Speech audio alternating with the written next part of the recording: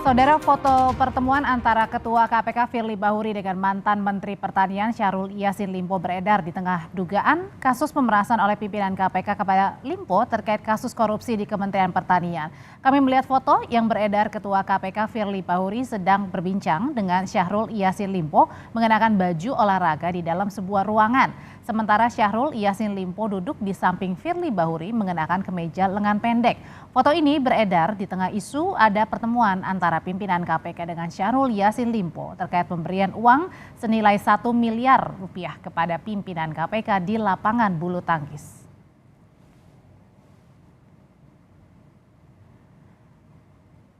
Terkait beredarnya foto Ketua KPK Firly Bahuri dan mantan mentan Syahrul Yassin Limpo, Wakil Ketua KPK Nurul Gufron merespons melalui pesan tertulis. Nurul Gufron meminta untuk mengklarifikasi foto itu kepada yang bersangkutan. Konfirmasi itu ke yang bersangkutan, saya tidak tahu.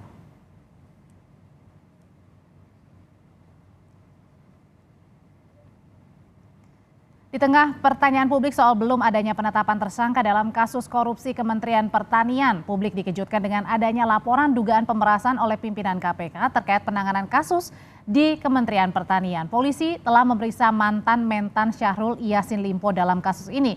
Bagaimana KPK bisa mengusut kasus korupsi Kementan secara akuntabel di tengah munculnya kasus pemerasan yang diduga dilakukan pimpinan KPK. Kita ulas sore ini bersama dengan mantan Komisioner KPK Saud Situmorang dan Guru Besar Fakultas Hukum Universitas Jenderal Sudirman Hipnu Nugroho atau Prof. Hipnu Nugroho.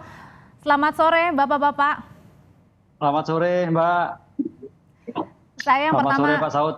ke Pak Saud dulu. Pak Saud, ini sebelum kita berbicara panjang lebar soal dugaan pemerasan pimpinan KPK. Jadi sejauh ini Pak Saud melihatnya KPK bagaimana dalam menangani kasus korupsi yang menjerat mantan mentan Syahrul Yassin Limpo ini? Ada yang aneh?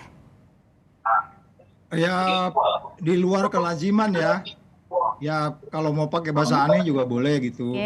Nah kalau saya selalu mengatakan di penyelidikan aja itu by name by address tuh harus tahu dong siapa yang mau diselidiki. Kemudian masuk ke penyidikan, terus belum masuk penggeledahan. Masuk rumah Audrey saya geledah, kamu belum terima SK, itu lucu juga kan? Ya nggak? Saya berani geledah rumah kamu kan karena memang KUHP sudah mengatur semua itu, dan kemudian penyidik juga paham betul target-targetnya, terus apa yang mau dicari dan seterusnya. Nah, jadi yang pertanyaan besarnya sudah digeledah tapi belum ada hingga kini penetapan tersangkanya yang diumumkan KPK. Ya, pertanyaannya kan belum ada pengumuman resminya. Biasanya kan mereka katanya mengumumkan selalu nanti sekalian dengan penahanan, bisa jadi itu strategi gitu ya. Kalau periode sebelumnya itu begitu penyelidikan sudah diputuskan di penyidikan, kemudian diumumkan, tapi memang tidak langsung ditahan. Kemarin kan mereka punya konsep mau langsung ditahan. Ini kita lihat panggung depannya ya. Panggung belakangnya kita kan nggak tahu nih ada apa. Ya nggak, terus kemudian kemarin ada cerita hari ini beredar foto. Nah itu kan nggak boleh, kan itu pasal 36 tuh. Pasal 36 dipahami nggak sama pimpinan KPK bahwa dengan tersangka atau pihak lain yang ada hubungan dengan perkara itu tidak boleh bertemu dengan alasan apapun. Jadi ini kan sebenarnya sudah, jadi dari sini aja sudah menunjukkan mereka nggak paham undang-undang KPK sendiri, bukan nggak paham, nggak mau menjalankan undang-undang KPK dengan benar dan proses KUHP ya dengan baik dan benar. Jadi kalau memang dari awal sudah ada, kan itu pimpinan semua menandatangani proses penyelidikan dan penyidikan. Terus kemudian masih dilakukan pertemuan di lapangan itu kan jadi aneh, itu kan tidak sebenarnya kalau mengikuti pasal 66 ya, dari pasal 36 ke pasal 66 mengenai sanksinya itu apa namanya disebutnya adalah pidana 5 tahun. Jadi akhirnya kita masih bertanya ini ada apa ya gitu kok jadi banyak sekali yang menyelimutinya gitu kira-kira Mbak. Termasuk dengan pertanda tanya yang ditanyakan oleh publik adalah kemarin pada saat mentan sudah pulang dari luar negeri ke Indonesia masih bisa kemana-mana gitu tanpa harus diperiksa dulu ke KPK. Enggak, kalau itu debatable ya, artinya gini kan penyidik punya paham waktu di mana mereka harus mulai melakukan penyidikan, penahanan, memanggilan dan seterusnya kan penyidik punya kebebasan dalam hal ini independensi. Persoalannya kembali waktu itu memang kalau dia keluar negeri saya hanya mau lihat protokoler konsulernya, kan sempat hilang itu kemudian Kalau seorang menteri ke luar negeri kan dari proses penyidikan sudah masuk, tentunya penyidik harus paham.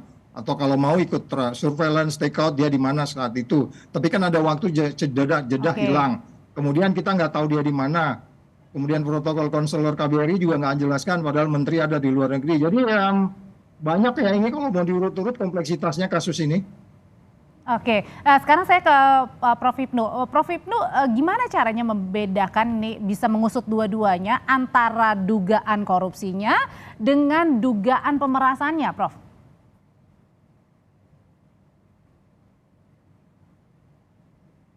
Prof, mohon maaf, masih di mute.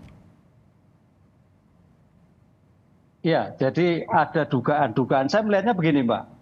Kalau dikatakan dugaan ya boleh-boleh saja ya. Karena ini kan satu levelnya orang dengan orang. Pak Menteri dengan Pak Ketua KPK. Subjeknya jelas, orang dengan orang. Kemudian kepentingannya jelas. Tadi Pak Saud mengatakan ini adalah tingkatannya Menteri, tingkatannya Ketua. Ketemu pun nggak boleh. Oleh karena itu kalau kita melihat dari proses penanganan sampai sekarang, kalau orang berpikir seperti itu sah-sah saja. Apalagi ada laporan. Kan itu Mbak. Laporan itu sebagai bentuk adanya suatu informasi, adanya suatu tindak pidana. Oleh karena itu dari laporan itu terhadap seseorang yang sekarang beredar dalam foto, itu suatu korelasi. Sehingga jangan-jangan betul, kan gitulah. Oleh karena itu laporan yang sekarang ini dilakukan suatu penyelidikan.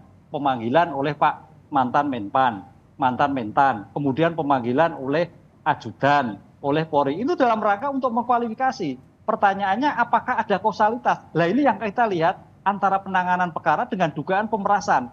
Itu kalau kita lihat suatu perkara-perkara umum modus itu simbiosis yang sering terjadi. Cuman pertanyaannya ini betul atau tidak? Itu masih tanda tanya ya? Ya, kalau lihat peristiwa tampaknya ada suatu kebenaran dugaan seperti itu. Karena levelnya sudah level tingkat tinggi. Peristiwanya juga sedang dilakukan. Apakah itu rumor? Itu juga menjadikan suatu perdebatan. Ini yang saya kira kita tunggu saja Mbak, gitu Mbak. Tapi kausalitasnya kok agak nyambung begitu. Oke, Pak Saud, kalau misalnya ini kan masih dugaan ya, belum terbukti begitu ya. Nah terkait dengan dugaan pemerasan ini yang diduga dilakukan oleh pimpinan KPK, gimana mestinya internal KPK termasuk Dewas harus meresponnya? Perlukah pimpinan yang diduga ini dinonaktifkan sementara? Oh iya, kalau saya bilang sih memang sebaiknya begitu. Sama, makanya saya bilang dalam case ini kita melihatnya ada ketelitian atau yang kurang di Dewas. Karena begini, kalau kemarin dimulainya dilakukan penyelidikan, terus dilakukannya ada laporan pemanggilan ataupun pendalaman dilakukan oleh Polda terhitung Agustus. Kalau sensornya dari Dewas ini baik, mereka kan harus segera mengklarifikasi itu gitu. Tapi kan kelihatannya diem-diem aja ya. Karena memang sangat berbeda pengawas internal saat ini dengan Dewas yang dulu, yang sangat detail, proaktif. Sekarang ini kita nggak ngerti. Tapi kalau kita mau bicara pemberantasan korupsi secara keseluruhan, ini kan harus di-clear-kan gitu. Artinya begini, kalau memang ada bertemu, itu fotonya ada, itu perlu didalami. Apa ada transaksi, itu perlu didalami. Tetapi pada bagian lain, kita kan nggak mau juga lepas ke belakang. Ini perilaku yang bersangkutan ini kan kurang lebih ada 6 case yang sudah berlaku selama ini. Itu yang saya bilang waktu case keempat, case ketiga, saya bilang, ini kalau nggak dilakukan penindakan, ini akan begini terus. Ternyata hari ini ada lagi berita yang sama. Jadi maksud saya, behavior ini kan sesuatu yang sangat erat sekali dengan persoalan integritas dan persoalan nilai yang udah berubah di KPK. Kalau pengalaman Pak Saud dulu gini, kalau misalnya ada diduga pimpinan yang tersangkut dugaan itu gitu, apa yang biasa waktu itu dilakukan? Oh, tentunya pertama kan pengawas internal akan melakukan penyelidikan. As a simple saya pakai batik lengan pendek, padahal seharusnya persyaratannya batik lengan panjang, dipoto oleh pengawas internal, dikirim tertulis kepada saya, Bapak melanggar kode etik. Menganggap ya itu yang simple as that. Jadi artinya saya nggak tahu sekarang di dalam tuh kayak apa gitu. Apakah ini sudah biasa-biasa? Ada orang pimpinan ketemu ya langsung, sedangkan dalam pasal 36 tadi udah dibilang langsung tidak langsung itu tidak boleh ketemu, dan di pasal 65 dijelaskan itu pidananya 5 tahun kalau pasal 36 itu. Itu kita nggak bicara dia tersangka atau tidak loh ya. Langsung dengan alasan apapun, pimpinan KPK tidak boleh bertemu dengan orang yang ada kaitannya dengan perkara yang sedang ditangani. Jadi dia nggak paham itu gitu. Untuk apa pasal itu dibuat? Kan kita supaya tidak ada konflik of interest, menanamkan kepercayaan ke publik. Sekarang tanya ke publik, dengan foto hari ini itu apa kata publik? Nah, membangkitkan kepercayaan publik itu dalam pemberantasan korupsi itu hal yang paling atas di dalam memberantas korupsi. Sehingga kemudian terjadilah efisiensi dan seterusnya, memberantas korupsi kemudian mengubah perilaku. Orang akan pikir, ya pimpinannya begitu, gimana kita? Jadi sekali lagi, ini mungkin yang kita harus clearkan. Oleh sebab itu, karena KPK di bawah presiden, udah presiden yang ngomong, kamu berhenti dulu deh. Biar nggak pusing, menterinya juga yang kamu urusin udah berhenti. Sederhana, as simple as that. Menjawab pertanyaan dari Pak Saud itu, Pak Hipnu, itu gimana untuk publik ini percaya bahwa penanganannya tetap berjalan untuk dugaan korupsinya, satu sisi dugaan pemerasannya itu juga tetap berjalan agar publik ini percaya dengan apa yang dilakukan oleh KPK untuk pemberantasan korupsi, Pak Hipnu? Ya, saya kira ini suatu taruhan sekali kepada Polda yang harus segera mungkin, seperti disampaikan oleh Pak Saud. Kalau ini sampai berlarut-larut terhadap kasus pemerasan pimpinan ketua KPK, ini akan menjadikan ketidakpercayaan terutama elemen lain, misalkan elemen penyuluh, elemen api, dan sebagainya. Ini akan jadi pembicaraan, sehingga tidak bisa berpikir objektif bagaimana pemberantasan korupsi ke depan. Kalau terhadap pimpinannya pun terjadi suatu masalah. Jadi ketika ada dugaan permasalahan seperti ini, kita mohon sekali Mabes Polri, Polda segera mungkin. Apakah ini terbukti atau tidak? Jadi jangan pelarut-larut, karena kondisi Indonesia itu suatu darurat korupsi. Terkait penanganan korupsi berlarut-larut, tapi penanganan lain juga demikian. Sehingga bagaimana jalan cepat pemerintah juga sebagai manajemen pengendalian tindak pidana itu sangat menentukan sekali. Kalau iya, kalau tidak, ya tidak. Begitu, Mbak. Jadi ada dua penanganan yang harus cepat dilaksanakan ya, dilakukan pengusutannya, ada dugaan korupsinya dan dugaan pemerasannya. Terima kasih Pak Hipnu Nugroho, terima kasih Pak Saud Situmorang, sehat selalu. Hipnu, selamat jalan. Terima kasih, matur nuwun.